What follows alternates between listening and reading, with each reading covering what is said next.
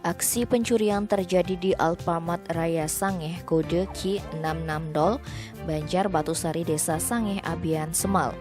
Pelaku diduga masuk dengan cara membobol plafon, kemudian membawa kabur ratusan bungkus rokok di dalam toko tersebut.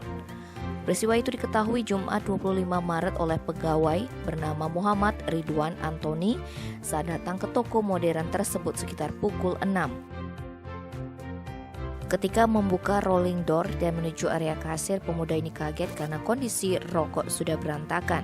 Selain itu, listrik dalam keadaan mati. Curiga kemalingan, pemuda asal Jember, Jawa Timur ini menghubungi kepala toko Putu Edi dan Korwil toko Agung Prasetyo. Informasi juga diteruskan ke Babin Kartimas Sangeh dan disampaikan ke Polsek Abian Semal. Kapolsek Abian Semal Kompol Ruli Agustus Santo mengatakan dari pemeriksaan sementara oleh petugas, pelaku diduga naik ke atap menggunakan tangga bambu yang terletak di belakang toko.